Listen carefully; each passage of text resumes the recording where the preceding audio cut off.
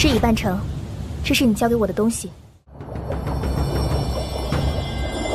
就是这里了。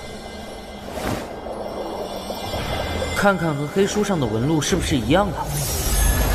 啊！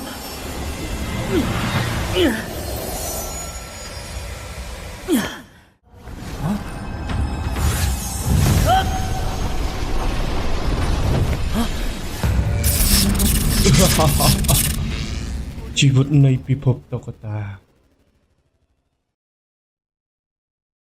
ជំរាបសួរបងប្អូនពូមីងទាំងអស់គ្នាក៏ដូចជា fan របស់ Mr. Manga ជាទីមេត្រីថ្ងៃនេះដែរ Mr. Manga នាំអ្នកទាំងអស់គ្នាទៅក្នុងពិភពតុក្កតានៅក្នុងរឿងដដែលដែលមានចំណងជើងថាកម្ពុជាក្បាច់គុណ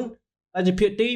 223និង224ហើយថ្ងៃនេះដែរ admin ក៏ចង់សុំទោសអ្នកទាំងអស់គ្នាផងដែរដោយសារតែ admin មិនសូវមានពេលវេលាក្នុងការធ្វើវីដេអូដូចពីមុនទេគឺពីមុនគឺទោះជាយ៉ាងណាក៏ដោយលបងនសានៅពេលយើងមកផ្ទះយើងអាចមានពេលវេលាក្នុងការធ្វើវីដេអូប៉ុន្តែឥឡូវនេះគឺថាបន្ទាប់ពីមកពីផ្សារហើយគឺមកផ្ទះក៏រវល់ដូចគ្នាដែរ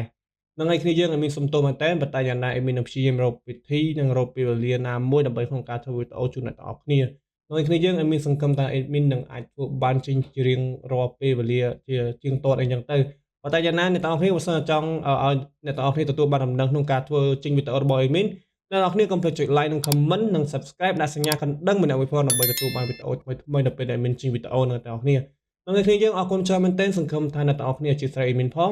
និងអ្នកនរគ្នាកុំឲ្យខាតពេលនៅពេលវេលាដែលមានតម្លៃរបស់អ្នកនរគ្នាក៏តាមពីថ្មីជាមួយនឹង admin អ្នកនរគ្នា Let's go អូខេអ្នកទាំងអស់គ្នាគឺថានៅរឿងនៅភាគថ្មីរបស់ពួកយើងនៅក្នុងភាគទី223និង224នៅថ្ងៃនេះគឺចាប់ដើមឡើងពីការជួបគ្នារវាងយ៉ាងកែជាមួយនឹងសិស្សច្បងសូវបន្ទាប់ពីសិស្សច្បងសូវត្រឡប់មកពីគឺថាបឹងថ្នាំ1000នឹងឯងគឺថាត្រឡប់មកវិញភ្លាមគឺថាសិស្សច្បងសូវជាមួយនឹងយ៉ាងកែបានឲ្យភ្នែកគ្នាទៅវិញទៅមកយ៉ាង sweet ទៅតែម្ដងគឺថាស្នេហារវាងអ្នកទាំងពីរពិតជាគួរឲ្យចាប់អារម្មណ៍មែនតែម្ដងម្នាក់គឺថាមានប្រពន្ធរួចហើយឯម្នាក់ទៀតគឺថាលួចស្រឡាញ់ប្តីរបស់គេនិយាយចឹងដូចអាក្រក់ពេកហ៎គឺថាស្នេហារបស់គេនឹងគឺថាកំពុងតែរីករាលដាលហើយគឺថាកំពុងតែរីករាលដាលឡើងទៅហើយគឺថាអ្នកទាំងពីរគឺថាបានដើរជ្រួលគ្នាពោពេញទៅដោយមុនស្នេហ៍រៀងខ្លួនគឺថាយ៉ាងកែទោះជាស្នេហាពេញរាងកាយទោះជាស្នេហាពេញខ្លួនក៏ដោយគឺថាមិនដូចប្រូលីនោះទេទោះជាស្នេហាពេញខ្លួនក៏ដោយក៏មិនបានភ្លេចនៅការងាររបស់ខ្លួនដែរគឺថាយ៉ាងកែរបស់យើងក៏បានដកនៅគុជមួយដុំមកគឺថាដូចជាគុជរបស់គឺថាយ៉ាងនោះឯង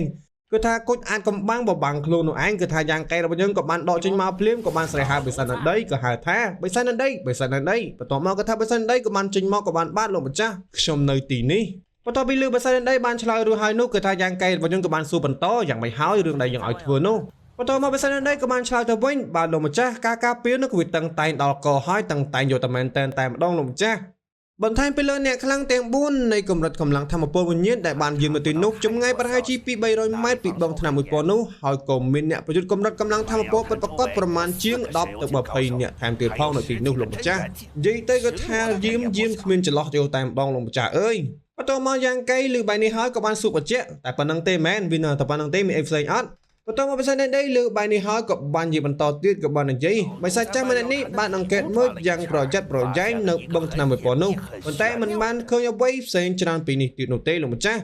ប៉ុន្តែគឺគ្រាន់តែថានៅខាងក្រោមនៃបឹងនោះហាក់ដូចជាមានអរិយវិញ្ញាណលាក់កំបាំងនិងអាចកំបាំងអ្វីមួយនៅខាងក្រោមនោះដែលខ្ញុំមិនអាចមើលឃើញពីវាបាននោះទេបន្ទាប់មកយ៉ាងកៃលើបិសាចនដីនិយាយបាយនេះហើយក៏បានឆ្ងល់មែនតែម្ដងក៏បាននិយាយជុំសិនអរិយវិញ្ញាណប្រភេទណាទៅបន្ទាប់មកបិសាចនដីក៏បានសម័យឲ្យយ៉ាងកែរបស់យើងបានឃើញយកតែម្ដងភ្ជាប់ខាងចិត្តវិញ្ញាណភ្ជាប់គ្នាដើម្បីឲ្យយ៉ាងកែរបស់យើងឃើញផ្ទាល់ភ្នែកយកតែម្ដងបន្ទាប់មកគឺថាបិសាចនដីក៏បាននិយាយខ្ញុំនឹងភ្ជាប់អារម្មណ៍វិញ្ញាណរបស់ខ្ញុំជាមួយនឹងលោកម្ចាស់ដូច្នេះលោកម្ចាស់នឹងអាចឃើញអ្វីដែលខ្ញុំបានឃើញយកតែម្ដងបន្ទាប់មកយ៉ាងកែរបស់យើងជាមួយបិសាចនដីក៏បានភ្ជាប់នៅអារម្មណ៍វិញ្ញាណជាមួយនឹងគ្នាទៅបន្ទាប់មកយ៉ាងកែរបស់យើងក៏បានឃើញត្រាអ្វីមួយនៅក្នុងដែនទឹកមួយហ្នឹងគឺថាមានដែនត្រាមួយនៅក្នុងបឹងថ្នាំ1000ហ្នឹងបន្ទាប់មកក៏ថាយ៉ាងកែរបស់យើងក៏បាននិយាយអរិយវិញ្ញាណនេះដែនត្រាអរិយវិញ្ញាណមួយនេះហើយនឹងនៅលើទំព័រសៀវភៅខ្មៅគឺវាដូចស្តៀងគ្នាដល់ហើយច្បាស់ណាស់គឺវាមានតំណែងតំណងនឹងគ្នាមិនខាននោះទេបើសិនជាការគិតទុករបស់ខ្ញុំនេះវាត្រូវប៉ុន្មាននោះអរិយវិញ្ញាណដែលគូនៅលើទំព័រសៀវភៅខ្មៅនោះវាគួរតែជាកន្លឹះក្នុងការបើកនៅអរិយវិញ្ញាណអាចកំបាំងមួយនេះមិនខានមើលទៅខ្ញុំត្រូវទៅទីនោះដោយខ្លួនឯងហើយប៉ុន្តែដោយការការពារតឹងតែបែបនេះតែខ្ញុំអាចចូលទីនោះបានដោយរបៀបណាទៅលបល់យោប៉ុន្តែយ៉ាងណាក៏តែបិសាចនដីក៏បានប្រាប់លោកម្ចាស់គេថា លោកម្ចាស់តូចកុំបារម្ភពេកអីខណៈពេលដែលខ្ញុំនៅខាងក្នុងនោះខ្ញុំបានស្ដាប់ឮអ្នកយើងពីរនាក់គឺបាននិយាយគ្នានៅពេលដែលកិច្ចប្រជុំកម្ពុជាអ្នកសរថ្នាំបានចាប់ផ្ដើមនោះការការពារនៅចុងវិញនេះនឹងធូររលុងដោយខ្លួនឯងដោយសារតែចលងសាច់ថ្នាំមិនមានមនុស្សច្រើននោះទេនៅពេលនោះឯងនឹងមានតែអ្នកប្រយុទ្ធនៅកម្រិតកម្លាំងធម្មពលវិញ្ញាណតែពីរអ្នកប៉ុណ្ណោះដែលយាមនៅទីនោះវាគួរតែជាឱកាសល្អបំផុតហើយសម្រាប់លោកម្ចាស់នៅពេលនោះដោយយ៉ាងកែរបស់យើងបានលើថាអ្នកកម្រិតធម្មពលវិញ្ញាណនេះយាមនៅទីនោះពីរអ្នកនោះគឺថាយ៉ាងកែរបស់យើងគឺថាចង់ដាច់ថ្ងៃហើយយ៉ាងកែរបស់យើងក៏បាននិយាយកម្រិតកម្លាំងធម្មពលវិញ្ញាណពីរនាក់កម្រិតកម្លាំងធម្មពលវិញ្ញាណមិនមែនទេដឹងមិនមែនមនុស្សដូចខ្ញុំអាចដោះស្រាយវាបាននោះទេបិសាចដែនដីអើយបន្ទាប់ពីបានលើលោកម្ចាស់គេនិយាយបែបនេះហើយនោះបិសាចដែនដីក៏បាននិយាយបន្តទៀតបិសាចចាស់ខ្ញុំនេះមានផ្លូវមួយលោកម្ចាស់ដល់ឡានណាខ្ញុំរត់លឿនល្មមខ្ញុំអាចត្រឡប់ទៅកំពូលភ្នំលាក់ពពកវិញហើយលាក់ខ្លួននៅក្នុងរាងកាយរបស់សិស្សច្បងស្រីស្អាតរបស់លោកម្ចាស់នោះវាប្រកាសជាអាចទៅរួចទោះបីជាខ្ញុំមិនអាចបញ្ឆោតនាំអ្នកយាមទាំងអស់ចេញមកក៏ដោយយ៉ាងហោចណាស់ក៏អាចបានម្នាក់ឬក៏ពីរនាក់មកដែរលោកម្ចាស់យ៉ាងណាទោះបីជាម្នាក់ក៏អាចសម្រាលបន្ទុកលោកម្ចាស់បានខ្លះដែរបន្ទាប់ពីបេសិនដីបាននិយាយឲ្យនោះគឺថារូបភាពបន្តក៏បានកាត់មករយៈពេលនៃកិច្ចប្រជុំនៃអ្នកស្លថ្នាំនោះក៏បានចាប់ផ្ដើមគឺថាកិច្ចប្រជុំនៃអ្នកស្លថ្នាំត្រូវបានធ្វើឡើងដោយតាមការគ្រោងទុកនឹងឯងគឺថាយើងក៏បានឃើញនូកអ្នកផ្លែកជាច្រើនបានមកដល់កន្លែងចលងភ្នំស្ដេចថ្នាំនឹងឯងមិនដឹងជានរណានៅដីខ្លះនោះទេគឺថាមិនដែលឃើញនោះទេយ៉ាងរបស់យើងនៅទីនោះដល់សតឃើញប្រុសស្អាតច្រើននៅទីនោះហើយឃើញថាមានមនុស្សច្រើននោះគឺថាយ៉ាងរបស់យើងក៏ថាមិនដឹងស្អីនោះទេងាកឆ្វេងងាកស្ដាំមិនដឹងស្អីទេមិនចាំងមើលនេះអចារ្យណាមើលណោមានមនុស្សច្រើនណាស់មិនចាំងអើយប្រុសស្អាតក៏ច្រើនដែរយោមិនដឹងស្អីទេ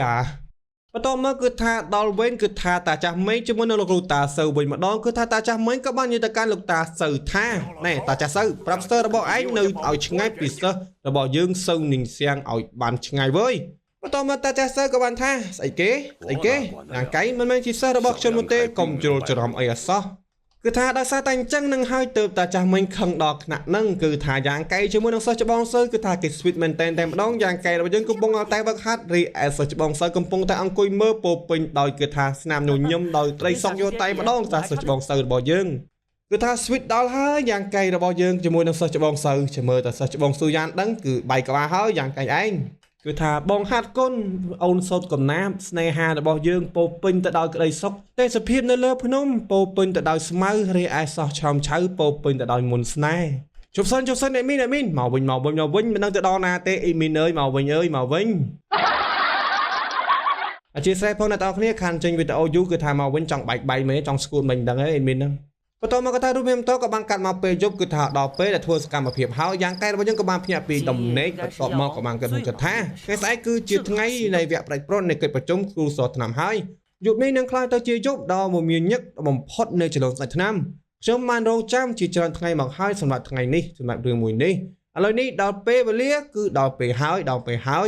យបន្ទាប់មកយ៉ាងកែរបស់យើងក៏បានយកគុជគឺថាគុជអាចកំបាំងបុរាណរបស់យ៉ាងនោះយកមកបន្ទាប់មកយ៉ាងកែរបស់យើងក៏បានប្រើនៅកម្លាំងរបស់យ៉ាងគុជស្អីគេរបស់យ៉ាងគុជនេះគឺថាបានប្រើនៅកម្លាំងរបស់គុជមួយនឹងអញ្ចឹងណាបន្ទាប់មកយ៉ាងកែរបស់យើងក៏បានបំបាំងខ្លួនបាត់ចឹងទៅបន្ទាប់មកក៏បានបើកទ្វារចេញទៅបន្ទាប់មកក៏បានទៅកន្លែងដែលយ៉ាងកែរបស់យើងចង់ទៅនឹងឯងគឺថាកំពូលភ្នំស្ដេចថ្នាំនឹងឯងបន្ទាប់មកយ៉ាងកែរបស់យើងក៏បានទៅដល់កន្លែងដែលគេហាមខ្វាត់ហើយគឺថាដល់កន្លែងបឹងថ្នាំ1000នោះហើយបន្ទាប់មកយ៉ាងកែរបស់យើងក៏បានរត់ចូលទៅកន្លែងហ្នឹងបន្ទាប់មកក៏បានពួននៅក្រោយដើមឈើកន្លែងនៅក្បែរនៃបឹងមួយហ្នឹងគ្នាយើងកន្លែងមួយហ្នឹងគឺថាគ្មានអ្នកណាឃើញយ៉ាងកែនោះទេដោយសារតែយ៉ាងកែគឺបានបំបាំងខ្លួនរួចហើយទេឆ្ងល់ថាចុញមិនចូលមកមានអ្នកឃើញអញ្ចឹងណាបន្ទាប់មកគឺថាផ្ទៃមេឃបានបាំងប្រច័ណ្ឌធ្វើឲ្យផ្ទៃកន្លែងហ្នឹងរីងរងឹតបន្តិចណាបន្ទាប់មកយ៉ាងកែរបស់យើងក៏បាននិយាយថាដល់ពេលហើយបន្ទាប់មកយ៉ាងកែរបស់យើងក៏បានទៅដល់កន្លែងក្រោយថ្មមួយទៀតបន្ទាប់មកយ៉ាងកែរបស់យើងក៏បាននិយាយថាជាសំណាងប៉ាត់មែនដងឈិនយ៉ានមានត្បូងបុរាណដល់អស្ចារ្យបែបនេះបើគ្មានវានោះទេខ្ញុំពិតជាមិនអាចមកឆ្ងាយបែបនេះបាននោះទ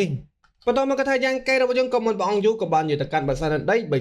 ដីគឺថាដល់វិញរបស់អញហើយបន្ទាប់មកបិសាចដែនដីក៏បានតទៅវិញបាទលោកម្ចាស់ខ្ញុំយល់ហើយបន្ទាប់មកបិសាចដែនដីក៏បានស្ទុះយកទៅតែម្ដងបន្ទាប់មកក៏ថាអ្នកយាមនៅទីនោះក៏បានស្រីលឺយកតែម្ដងក៏បានស្រីថាអ្នកណានៅទីនោះគឺថាក្រនតែបិសាចដែនដីទៅភ្លាមគឺថាមានអ្នកយាម4នាក់ទៅតាមបិសាចដែនដីយកតែម្ដងបន្ទាប់មកគឺថាបរោសក់រៀងពណ៌ស្លែនោះក៏បានស្រីថាបិសាចរីឯបិសាចដែនដីក៏បានសោយឡើងសំលេងក៏រួចអីដូចបិសាចអីចឹងទៅក៏បានស្រីអញ្ចឹងទៅបន្ទាប់មកក៏មានអ្នកយាម2នាក់ដេញតាមបិសាចដែនដីយកតែម្ដង បន្ទាប់មកគឺថាដោយសារតែបាត់ដានហើយនោះគឺថាពួកគេទាំងពីរក៏បានបែកដានគ្នាចឹងទៅបែកផ្លូវគ្នាដើម្បីតាមរកបន្ទាប់មកគឺថាម្នាក់សក់រៀមពណ៌ក្រហមនោះក៏បានត្រូវយ៉ាងកែយើងលេងសើចវិញម្ដងយ៉ាងកែរបស់យើងគឺថាពូននៅកន្លែងគុំស្មៅកន្លែងនោះបន្ទាប់មកគឺថាយ៉ាងកែរបស់យើងក៏បាននិយាយថាដល់ពេលវេលាហើយខ្ញុំត្រូវពឹងផ្អែកទៅលើអញហើយបន្ទាប់មកគឺថាយ៉ាងកែរបស់យើងក៏បានប្រើនៅក្បាច់ជំនាញច្រវាក់ចងវិញ្ញាណទៅលើសត្វទន្សាយមួយនឹងបន្ទាប់មកក៏បានបោះទន្សាយមួយនឹងយកតែម្ដងរីឯទន្សាយមួយនឹងក៏បោះទៅភ្លាមក៏បានរត់វេទៅអញ្ចឹងទៅបន្ទាប់មកក៏ថាអប៉ែសក់ក្រហមក៏បានស្រែកថាស្អីគេហ្នឹងណាគេក៏បានដេញតាអប៉ែមិនក៏បានដេញតាមទន្សាយនឹងយកតែម្ដងគឺថាដេញតាមបដៅក៏បានស្រែកថាចង់រត់ទៅណាប្រហែលជាមិនដឹងថាជាទន្សាយទេមើលទៅប្រូរីឯយ៉ាងកែនៅពីក្រៅនោះក៏បានសម្លឹងទៅមើលពួកនឹងបន្ទាប់មកយ៉ាងកែរបស់យើងក៏បាននិយាយថាឥឡូវនេះដល់វេនខ្ញុំម្ដងហើយប៉ុន្តែស្របពេលយ៉ាងកែរបស់យើងរៀបនឹងធ្វើអ្វីដែលគេកំពុងតែរៀបនឹងធ្វើហើយនោះគឺថារូបភាពក៏បានកាត់ទៅខាងអប៉ែសក់ក្រហមនោះវិញតែម្ដងបន្ទាប់មកអប៉ែមួយនឹងក៏បានខឹងយកមែនតែម្ដងចុយទន្សាយក៏ទន្សាយមួយចាញ់បោកទន្សាយចប់ដោយអញអើយ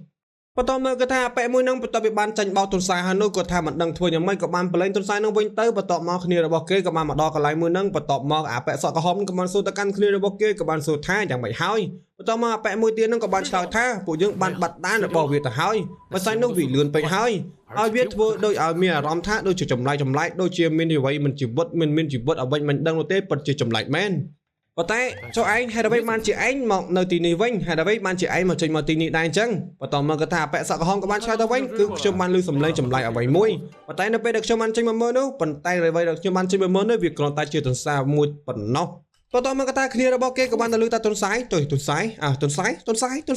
នឹងហៅទន្សាយបន្ទាប់មកក៏ថាបន្ទាប់ពីទន្សាយមកក៏បានស្រាប់តែលើកបានឮសំឡេងពីជ្រុងម្ខាងនៃបឹងថ្នាំ1000គឺថាអប៉ែសក់ក្រហមក៏បាននិយាយថាចាញ់បោកគេហើយវើយដូចជាមានសំឡេងអ្វីមួយចេញពីបឹងថ្នាំ1000ចាញ់បោកគេហើយក៏មករូបភាពតក៏បានកាន់មកខាងយ៉ាងកែរបស់យើងវិញក៏បានឃើញថាយ៉ាងកែរបស់យើងគឺថាប្រុងធ្វើអ្វីមិនដឹងនោះទេដូចជាប្រុងចុយចង់ហាត់ក្បាច់គុណមែនទេចង់លោតចូលទឹកគេដឹងបន្ទាប់មកយ៉ាងកែរបស់យើងគឺថាពិតជាលោតចូលទឹកពិតមែនគឺថាការសង្ស័យដូចជាការពិតគឺថាយ៉ាងកែរបស់យើងក៏បានលោតចូលទឹកក្រំយកតែម្ដងបន្ទាប់មកគឺថាពួកគ្នាគេ5នាក់នឹងក៏បានមកដល់កន្លែងមួយនឹងបន្ទាប់មកក៏បាននិយាយថាគ្នាយើងត្រូវតែស្វែងរកឲ្យម៉ត់ចត់យកតែម្ដងនៅជុំវិញនេះកុំឲ្យមានអ្វីឆ្លោះឆ្លើយអសោះបន្ទាប់មកគ្នារបស់គេក៏បានឆ្លើយបាត់បន្ទាប់មកក៏បានចេញទៅរៀងខ្លួនចេញទៅ4ទិសដើររកអ្វីនៅជុំវិញនឹងចឹងទៅបន្ទាប់មកគឺថាមិនថាខំប្រឹងស្វែងរកយ៉ាងណាក៏ដោយគឺថាមិនបានឃើញនោះទេដោយសារតែយ៉ាងកែរបស់យើងគឺបានលោតចូលក្រោមទឹកបាត់ទៅហើយយ៉ាងកែរបស់យើងគឺថានៅក្រោមទឹកអីនោះប៉ុន្តែយ៉ាងណាក៏ថាអប៉ែសក់ក្រហមនៅសត្វតាខាន់ឆ្ងល់ថាឮសំឡេងចេញមកពីកន្លែងបឹងថ្នាំ1000ហ្នឹងប៉ុន្តែយ៉ាងណាក៏ថាមិនបានឃើញអ្វីនោះគឺថាអប៉ែនោះក៏បានសួរថាតើមានរឿងអ្វីកើតឡើងហ្នឹងឬមកក៏សំឡេងនៅមុននេះគឺជាសំឡេងបិសាចនៅមុននេះនោះគឺថាមានតែសំណួរគឺគ្មានចម្លើយនោះទេរីឯបកមកកាន់យ៉ាងកែរបស់យើងវិញម្ដងយ៉ាងកែរបស់យើងក៏បានចូលទៅក្នុងទឹកក៏បានហែចុះមកខាងក្រោមបន្ទាប់មកយ៉ាងកែរបស់យើងក៏បានបោកសៀវភៅខ្មៅរបស់គេចេញមកបន្ទាប់មកក៏មានសម្ពន្លឺពណ៌មាសចេញពីសៀវភៅខ្មៅយកតែម្ដងគឺថាដោយសារតែមេសោគឺបានជួតកូនសោហើយនោះគឺថាត្រានៃដែនវិញ្ញាណអរិយវិញ្ញាណនោះក៏បានត្រូវបានបើកដោយសៀវភៅខ្មៅបន្ទាប់មកយ៉ាងកែរបស់យើងក៏បានធ្លាក់ចូលនៅក្នុងដែននៃអាចកំបាំងអ្វីមួយយ៉ាងកែរបស់យើងក៏បានធ្លាក់ចូលនៅក្នុងដែនមួយណាដែលមិនដឹងនោះទេគឺថាយ៉ាងកែរបស់យើងក៏ថាបានពត់ជុំវិញទៅដោយពណ៌សពេញតែនឹងយកតែម្ដងប៉ុន្តែយ៉ាងណាក៏ថាយ៉ាងកែបន្ទាប់ពីបានមកដល់កន្លែងដែននៃពិភពតូចមួយហើយនោះយ៉ាងកែរបស់យើងក៏បានគិតគូរចុះថានៅទីនេះគួរតែស្ថិតនៅក្រោមទឹកនៃបឹងថ្នាំ1000នោះហើយ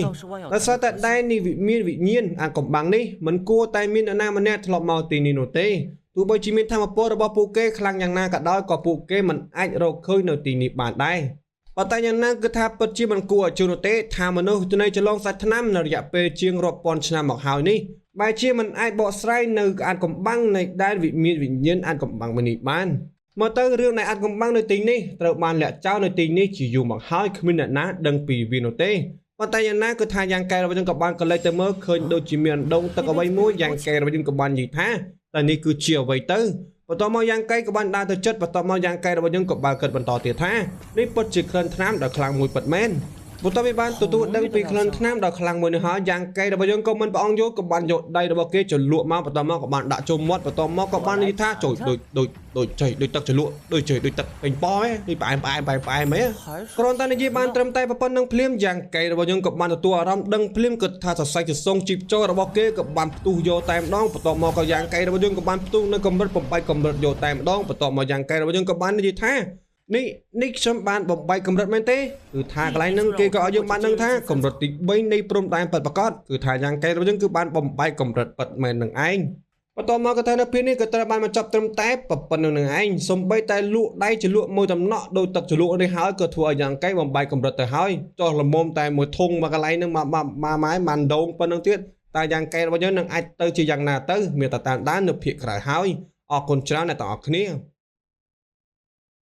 អរគុណអ្នកទាំងអស់គ្នាដែលបានចំណាយពេលដ៏មានតម្លៃតាមដានវីដេអូមួយនេះពីដើមរហូតដល់ចប់អរគុណច្រើនមែនទែនក្នុងការគ្រប់គ្រងអេមីនពីដើមទីមកដល់ពេលនេះដូចគ្នាអេមីនក៏អរចង់អរគុណច្រើនមែនទែនអ្នកទាំងអស់គ្នា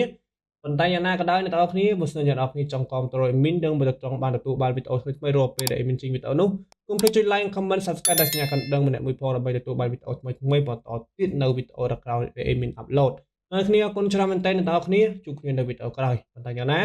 កុំភ្លេចណាអ្នកទាំងអស់គ្នា comment subscribe ដាក់សញ្ញាកណ្ដឹងម្នាក់មួយផងដើម្បីទទួលបានវីដេអូថ្មីនៅពេលក្រោយទៀតអរគុណអ្នកទាំងអស់គ្នាជំរាបលា